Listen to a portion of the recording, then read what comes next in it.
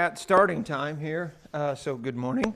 Uh, just a couple of things, reminders or whatever.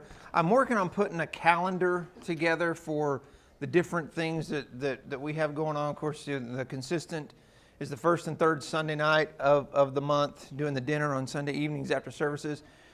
The first Sunday night is claimed by the Pattersons still. The second, or I guess would be the third Sunday night of the month, is we have March and April taken care of. Oh wait, no, February and March. So April is still available, and I think we'll continue with that until maybe summer, and then we'll see if maybe we can incorporate some, going to the park and doing some of that other kind of stuff during the summer once the. What was that? That's what I thought.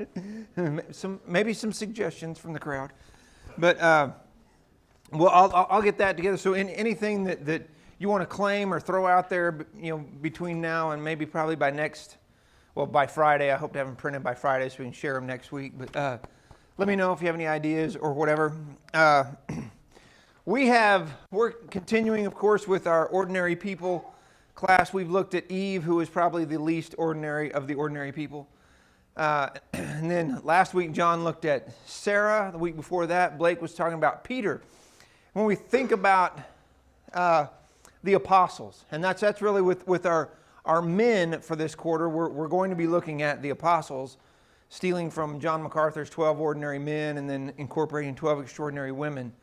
When you think of the apostles, it's always kind of Peter that stands out, right? I mean, Peter's the one that, as Blake mentioned, he's the protos. He is the first of the apostles, the kind of the leader.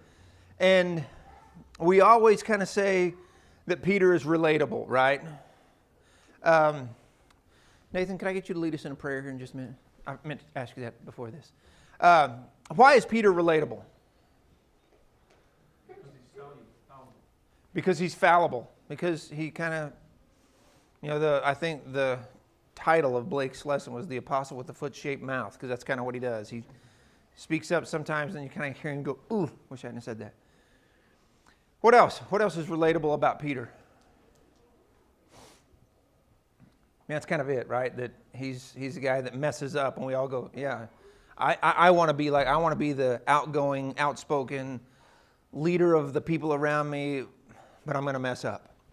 Well, the guy we're going to look at today, I believe, is possibly even more relatable. And he's one of my favorite people to study. That's why I stole this one right off the bat. But before we jump into our guy for the day, Nathan's going to lead us in a prayer. Any particular prayer requests? Just tell him. Rusty's having a heart surgery on Wednesday.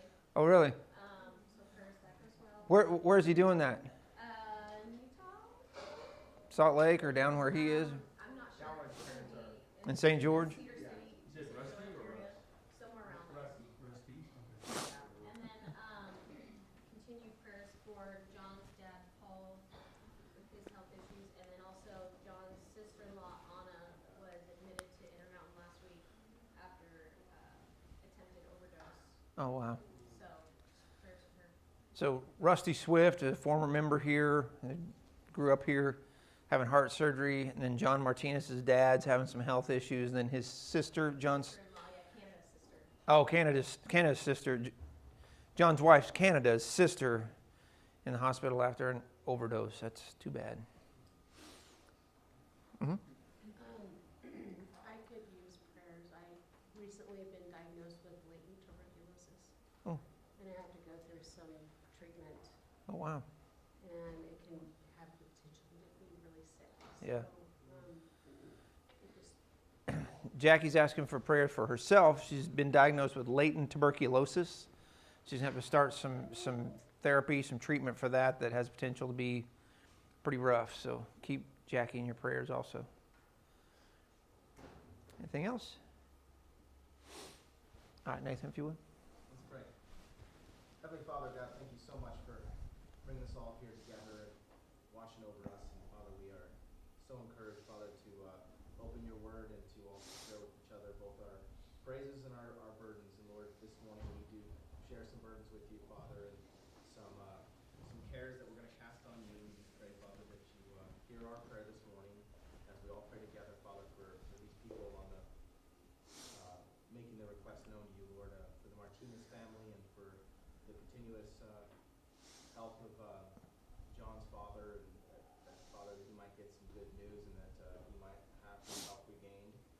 For Canada, her sister, and Anna's health as far as the mental health, and that she might have a reason to live and hope once again. We do also lift up Jackie, and she brought up her tuberculosis and just she's in the first stage of going to the doctor and seeing what the results are, and I just pray, Father, that the results are good and that there's a plan that her doctors have to get her healthy again. And Father, I pray to be with her doctors and give them wisdom, and just Father, I pray that she might also have hope that this will be resolved quickly and that she might get back to feeling good again. Lord, we do ask that you be with the lesson this morning with Clint and also with Richard this morning. And Father, we ask for open hearts and open minds, and Father, that you might just be with us in this time this morning as we worship you. We pray all this in your Son, Jesus' name. Amen. Amen. Okay, so our guy for this morning is Andrew the Apostle. We talked last quarter, looking through the Gospel of Mark, talked last quarter about that first calling and the first time Jesus called the apostles. Where is that? I mean, not in the book, but what's the scene there? They're fishing. When they're at their boats, they're out doing their thing, and they see them together, and Jesus says, "Come follow me." And that's always where we go, because I mean, I guess that technically is the first time Jesus calls them. But look at this. This is John chapter 1, verses 40 through 42. Andrew, Simon Peter's brother, was one of the two who heard John. This is when John declares, "Behold the Lamb of God who takes away the sin of the world, the one who I baptized with water. I'm not worthy to untie his sandals." All that scene. One of the two who heard John and followed him, he first found his own brother Simon and told him, "We have found the Messiah," which is translated the Christ. And he brought Simon to Jesus. So this is the first time they call on Jesus. This is the encounter where this is before the "come follow me." In fact, if you look through Luke, through the chronology of everything there, a lot of stuff happens between that where Andrew goes and gets Peter and says, "Look, we found the Messiah." Between that and the time when Jesus says, "Come follow me," we have where Jesus goes into the synagogue and quotes from Isaiah. And the people don't like it, where he says, "I've come to preach to the poor. I've come to, the Lord has anointed me to preach the good news to the poor, sent me to proclaim the good news," and all this. And the people want to kill him. That's right off the bat. He heals Peter's mother-in-law. He's tempted. The temptation happens. He's casting out demons. So there's a pretty good space of time. So Andrew has some time to think about this.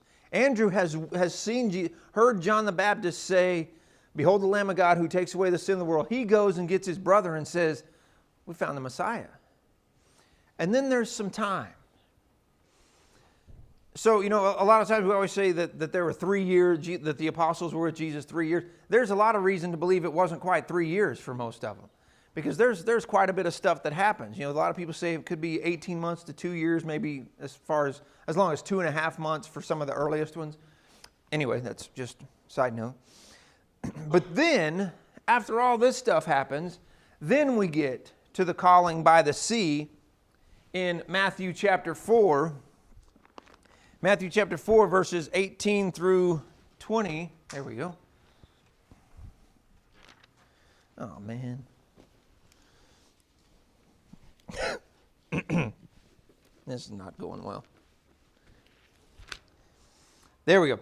As he was walking along the Sea of Galilee, he saw two brothers, Simon, who was called Peter, and his brother Andrew. They were casting a net into the sea, for they were fishermen.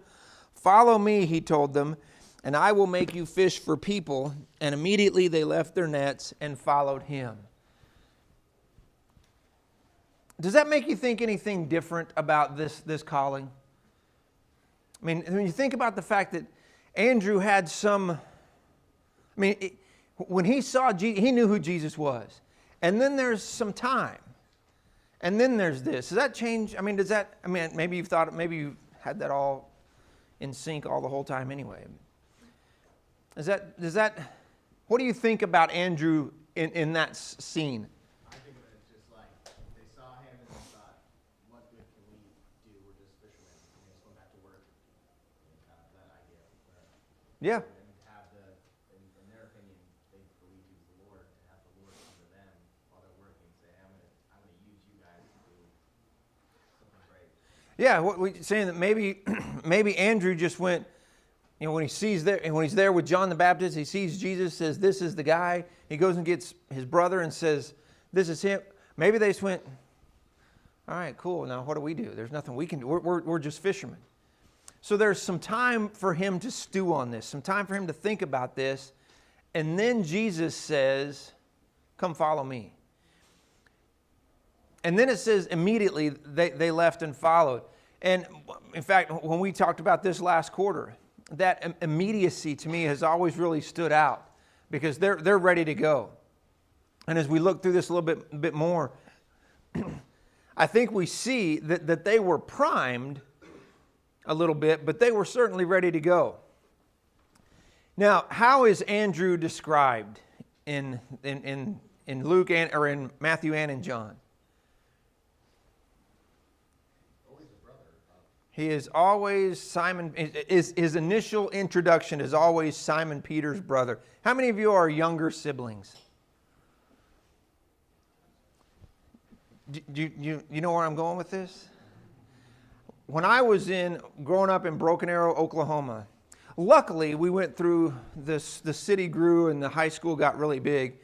But there was a time where people would, first day of school, going through the roll, they'd go, that's Lyle. They go, Lyle Davis, are you Sherry's brother? And I was like, yes, I'm Sherry's brother. There were some that would go, are you Tammy's brother? Because Tammy was way older than me, or quite a bit older than me. But I was known as Sherry's brother. How does that make you feel as the younger sibling? I mean, does that bother you? Is it?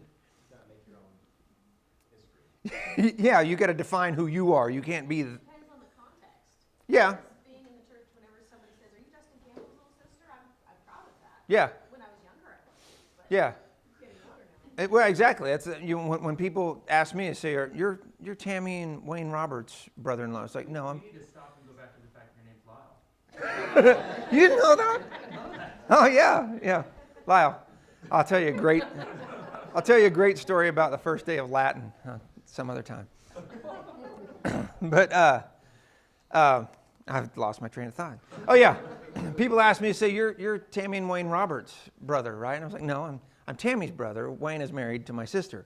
Because yeah, I'm proud of being Tammy's sibling. But yeah, there's some of that. I have a brother who's 14 years older than me that people never made the connection that I was Greg's little brother. I mean, people thought I was his nephew or some adopted child or something. But as I got older, and like when I was in college in Stillwater, the town where my brother lived was a little bit away, 30 minutes away or whatever. But there were a lot of people that worked with my brother that came to the store I worked at. And people would go, "Oh, are you Greg Davison's little brother?" And then I was like, "Yeah, I am." Because it was cool. I mean, he's my big brother, you know. When I was younger, didn't like being Sherry or Tammy's little brother. Andrew is, like I said, as he's introduced in Scripture, he is Peter's brother. And like I said, Peter's the more well-known. Peter is the one who really stands out. But again, that's where I think we can make the connection, or I don't know, yeah, I guess make the connection, that maybe, and maybe it's for me, maybe it's for you younger siblings, maybe it is that Andrew can be a little bit more relatable to us. Because Peter is the protos. You know, Peter's the guy. But what we see from Andrew is certainly no less significant. Of the first four apostles, or of the ones who are always listed, Andrew's always among that first four. I mean, it's always Peter, Andrew, James, and John. So, I mean, he's right in. He's one of the sounds terrible, but one of the most important, one of the most known, most mentioned. Well, I say most, he's mentioned 9 times total in Scripture. But he has a significance to him that really makes him stand out. Think about the major events of Jesus' ministry. Who was there at the Transfiguration? Peter, James, and John. They skipped Andrew. In the garden, when Jesus is praying, he takes, let's go pray. Who does he take? The same 3. Andrew's like, come on. But I don't think he was like that. But he's not involved in those, I guess, those famous scenes. But what we see from him is that he is always commended. There's never anything negative. We don't see a negative scene at all with Andrew. Every time he shows up, he's doing something positive. He's doing something that he is given, I guess, some positive credit for. When you think about how people come to know Christ, the fact is, and this is hard for preachers to admit, but the fact is most people don't come to Christ because of a sermon. I mean, most people don't walk in off the street uninvited and go, I'm going to go sit and listen to this sermon, and Richard blows their doors off and they change their life. I mean, it happens once in a while. I get that. But for the most part, how does it happen? Family and friends. What do they do? Talk to them. Talk to them. Study with them. They see your life. They see the life you're living. They see the way you live. Let's go even more basic than that. I guess you can't get more basic than observing, but I think it's just genuine connection. a connection. There's some family, friends, you invite them, they see your life, and you say something to them. What we see with Andrew is just that he always is the one who's saying, hey, come here. Come see who Jesus is. And we'll look at 2 or 3 different scenes in his life where he's not the one that's doing the big thing. He's the one connecting the person to Jesus.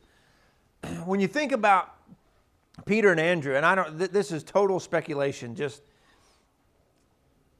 what do you think? I mean, they're brothers, they're co-workers.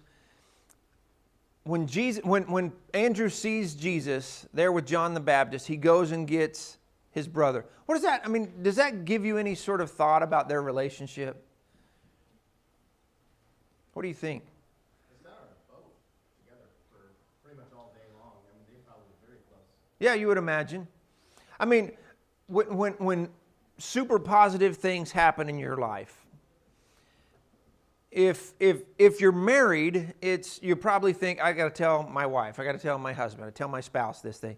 If you're not married, it's usually, I mean, you would think it's tell my good friend, it's significant to me at least that Andrew's first thought is I got to go tell Peter. I got to go get my brother and share this with him. And it does. It seems to indicate some closeness. So as we look at this guy who isn't the guy who is, he's not Peter. He's not the disciple whom Jesus loved. He's not the betrayer. He doesn't have any sort of specific pinpoint thing that we can look at. But I want us to look as we go through these next few minutes. I want you to think, how can I imitate this guy? A guy who isn't the big upfront guy, but is important anyway. It's significant on your sheet. I don't know, I typed this up wrong if you have a handout. It says Andrew's meeting with Jesus took place, and it says the day after Jesus's, but it's supposed to be shortly after Jesus's temptation. When you look, again, going back chronologically, Jesus is baptized, says immediately he's taken off, the Spirit takes him off into the desert, and he's tempted by Satan. And then he comes back, and that seems to be, as we piece it together, when John says, behold the Lamb of God who takes away the sin of the world. And then in John's gospel, it says the next day. So it seems like Jesus has just come back. That's when Jesus really begins his full-blown ministry. This is where he really starts. It's after this moment is when he really starts. So when Andrew sees Jesus, it's at that point Jesus is ready. Now, Jesus doesn't call him yet. I mean, like I said, we looked at that. There's some time in between. But we've already kind of talked about this. The first thing Andrew does when he recognizes who Jesus is he goes and gets somebody else. And that's what I want us to focus on as we look through this morning.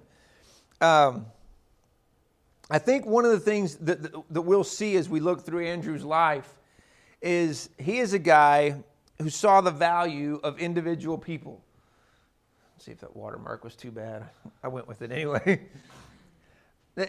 He sees the value in dealing with the individual.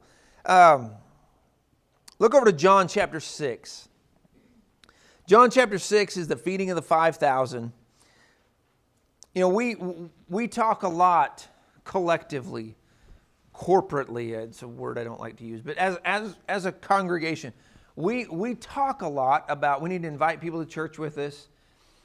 And I think sometimes when we hear that,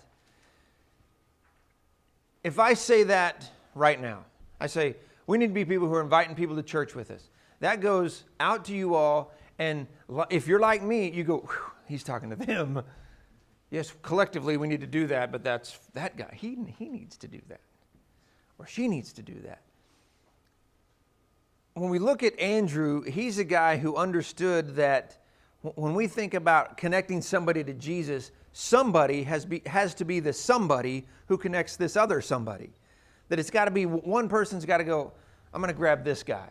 I'm going to talk to this person and make them see who Jesus is. We have events, and again, this is not to say these aren't good. We've done outdoor worships. We've done concerts in the park. Our lectureship, we invite our sister congregations. We invite this year, we're going to invite whoever wants to come. Those are great things. We have a ton of visitors in this congregation. I don't know if you notice that, but let me encourage you, look around and notice the number of visitors that we have. And we're very fortunate, we're very blessed to have people who are visitors who literally just come in off the street, who have found us on the internet, found our website, found our address, and said, I'm going to go check those people out. And that's great. But each of us has the responsibility of Andrewing them, of being the one who goes, hey, I don't know that person. We need to make a connection with that person. You need to do that. I need to do that. And that's what we see with Andrew. Yes, sir. Well, it's like a supporting role, and it's also like different personalities. And kind of see different personalities. We always talk about Luke being that guy who's always in the back just writing stuff down. Yeah. And, Luke does a great job giving you all the stuff. And you can't imagine Peter, journaling. Yeah. Doing. But some people are doers. Some people are the ones that sit back and kind of, write it out. And some people are just the supporting encouragers. They're just Yeah. encouraging and, they don't get any fame or credit. But if it wasn't for Andrew, Peter wouldn't have even started the ministry. Exactly. You're skipping way ahead, so stop. But yeah, that's funny that you say that you have Luke, who's not even one of the 12, this guy who seems to be a Gentile who joins up with them and writing out all the stuff, the doctor guy. And you said Peter doesn't seem like the guy who's going to sit down and write.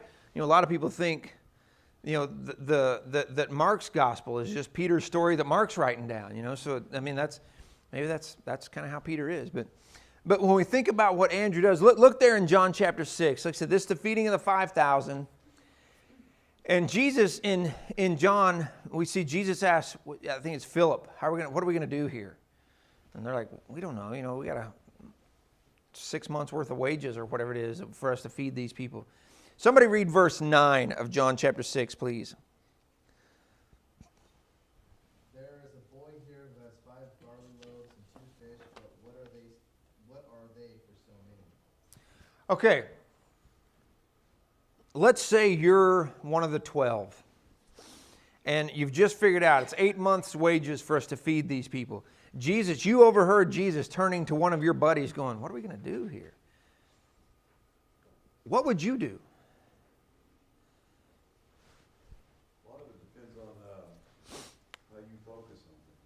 Yeah? If you focus on the money part of it, and that's the only focus, then it becomes impossible. Yeah? You don't have the money. If you focus on the possibilities, and you start looking around for ways to get there. Yeah.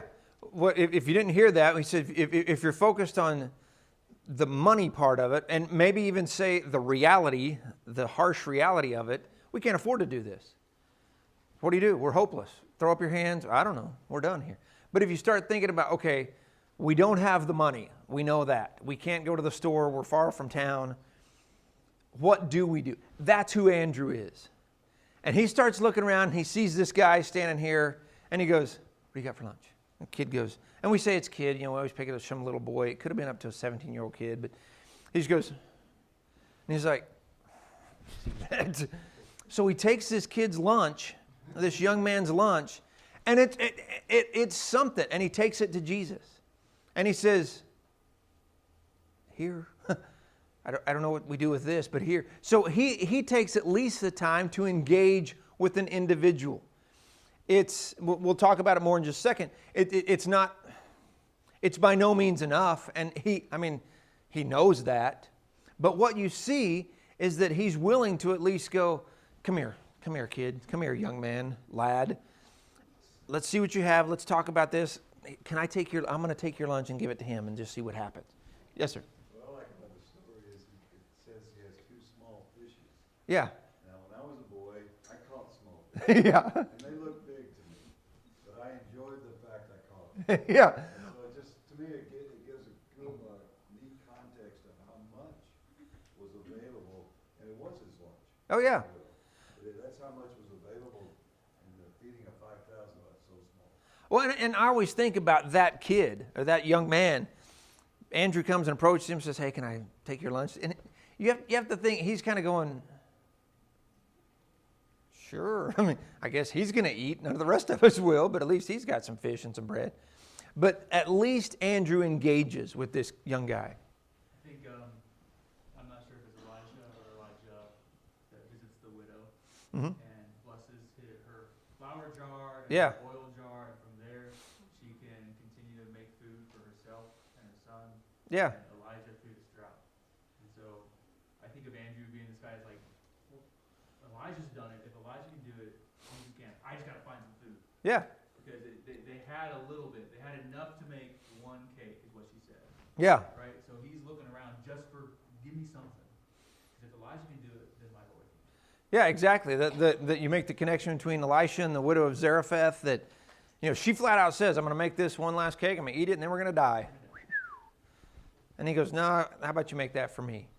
And like I said, maybe there's that thought, maybe there's that reminder somewhere embedded in Andrew that goes, we got something at least. So he engages this kid and says, "Come on, let me have your stuff, let's see what happens." Now, turn over a few more pages to John chapter 12. John chapter 12, this is another one of those scenes. This is a great statement in here. There's some people who want to see who Jesus is. John chapter 12, beginning in verse 20. Now some Greeks were among those who went up to worship at the festival. So they came to Philip, who was from Bethsaida in Galilee, and requested of him, "Sir, we want to see Jesus." Philip went and told Andrew, and Andrew and Philip went and told Jesus. So these Greeks, these non-Jewish people, come say, "We want to see Jesus." What a great statement. When does that happen? Wouldn't it be great if the guy in the cubicle at work next to you comes over and says, "Hey, man, I want to see Jesus"? Then you have no excuse for being evangelistic. It's like, wow, he just walked right in and said, "I want to meet Jesus." Tells Philip this. What does Philip do? Panics. I don't know what it is, but he goes, "I got to get Andrew." This is Andrew's deal. He's the one that goes and gets people.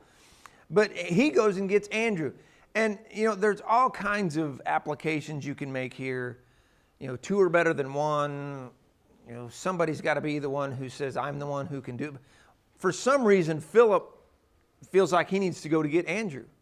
Maybe it is that Andrew has established himself as, "I'm the one, I'll go talk to anybody." If I really want to, when I was in school at Bear Valley, I had a guy who at first couple weeks of school, I could not stand. Scott, if you're watching this, I'm sorry. But he knows that.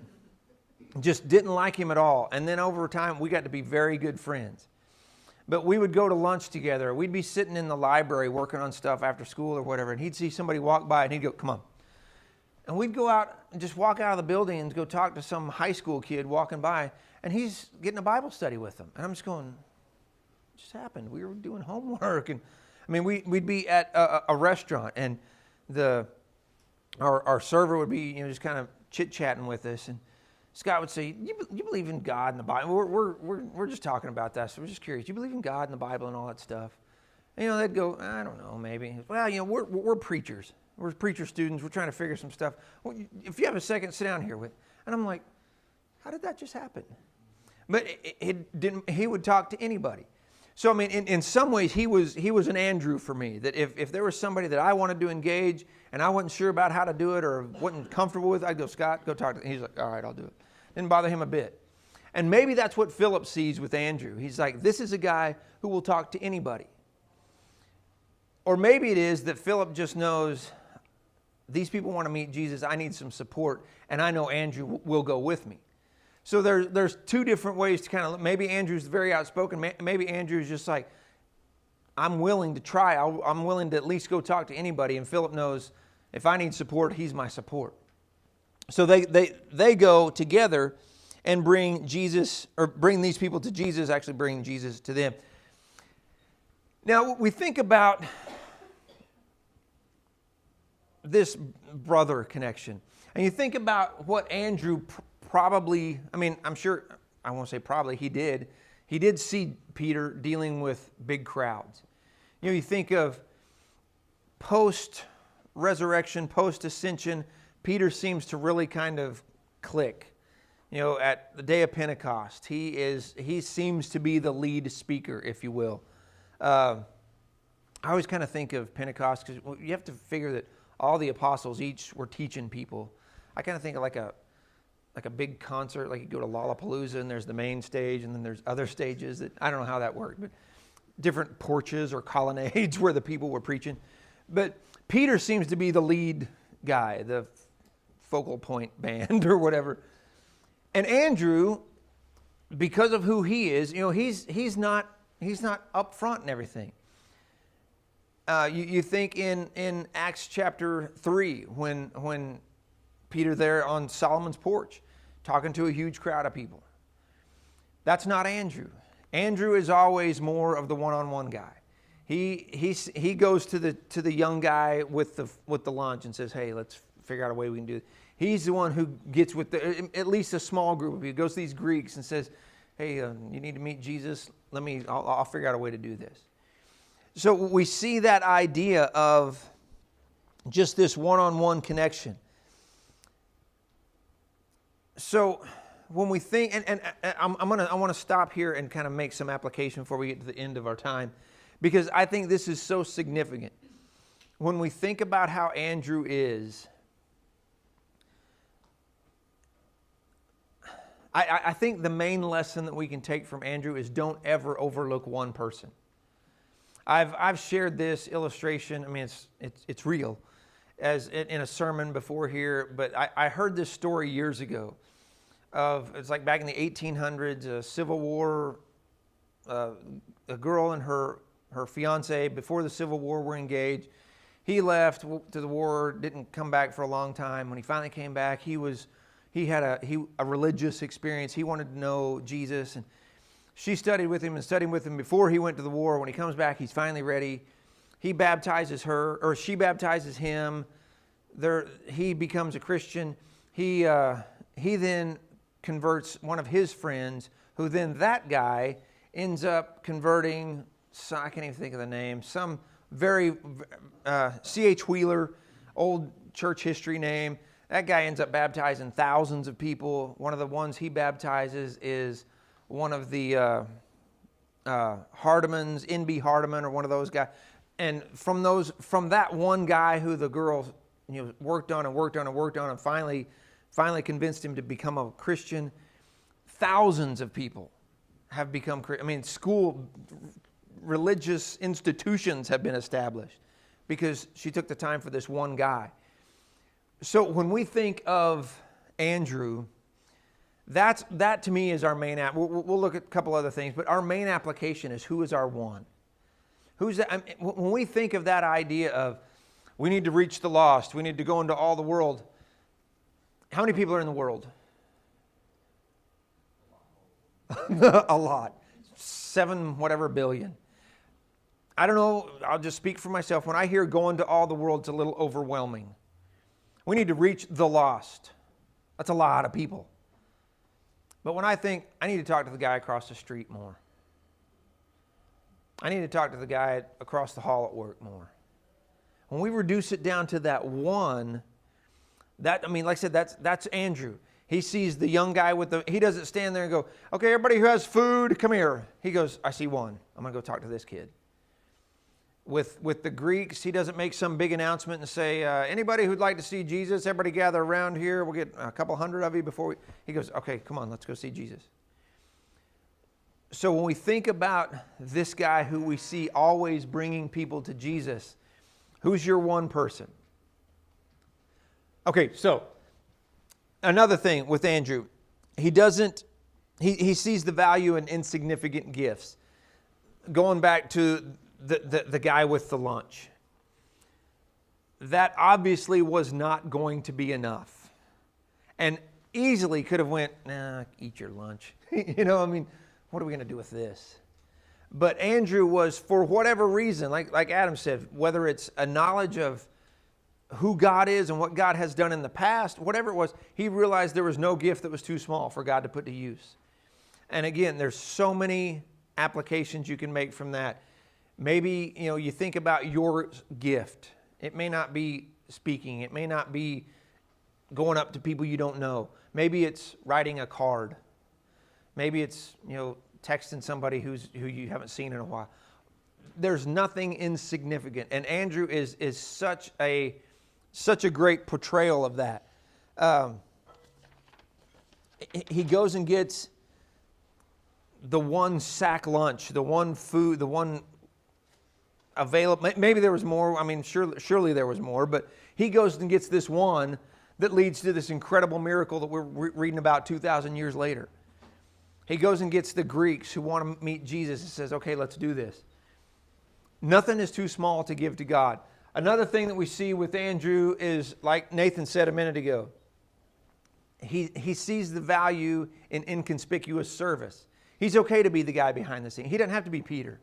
He doesn't have to be the guy up, saying all the great things and sometimes the dumb things. Maybe that's what Andrew saw. I'm not going to be the one to step out and say anything. Watch what he does. But he's willing to be the go-getter. Jesus is the one who's going to do the talking. I'm just going to go get people, and I'm going to make that connection. Any of us can do that. And again, that's where we go back to this idea of you need to invite people to church. That's for all of us. It's not just come to this building and sit with. It's come. I want to introduce you to Jesus. I want to introduce you to Ryan and to Caitlin and to Blake and to all to people. But I want you to meet Jesus. And that's what we see with Andrew.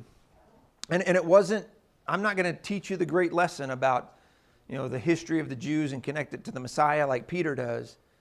But what I'm going to do is I'm going to connect you to Jesus. What history tells us is that Andrew was crucified on an X-shaped cross for whatever reason. And his death, and again, this is history, this is not necessarily absolutely true, but several historians support the idea that as he was dying, his death took a very, very long time. And the entire time he was hung on this X-shaped cross, he was proclaiming the story of Jesus over and over and over and over. Would just tell everything he knew about Jesus and would start over, and tell everything he knew about Jesus and start over. That's who he is. So for us as ordinary people, we have, we have a guy in the pulpit. And if you don't know Richard very well personally, Richard is the Peter.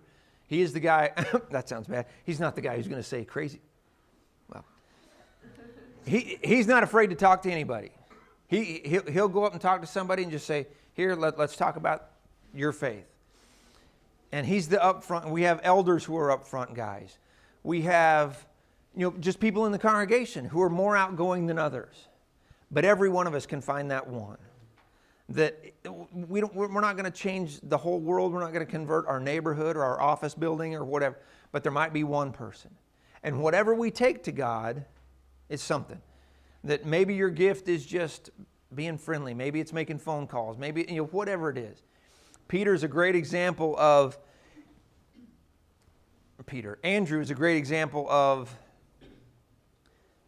bring somebody along with you. You look at those moments, the Transfiguration, the Garden of Gethsemane, those moments that you think, man, I wonder if Andrew's like, wow, I wish I could have been there. Well, maybe at Transfiguration, Andrew was off with somebody else, talking to him about Jesus. We don't know. We don't know what Andrew did other than history records his death. There's some speculation. And, well, we do know that Andrew went north and west because he became the patron saint of Ireland. He's a saint of some parts of Russia. So he left Judea. He left that area and went elsewhere. And we can just imagine he went elsewhere telling people about Jesus, looking for those individuals that he could talk to and just say, hey, come and meet Jesus. Any thoughts? Anything to throw out now that the buzzer just sounded? Okay. Well, thanks very much. We'll go again next week.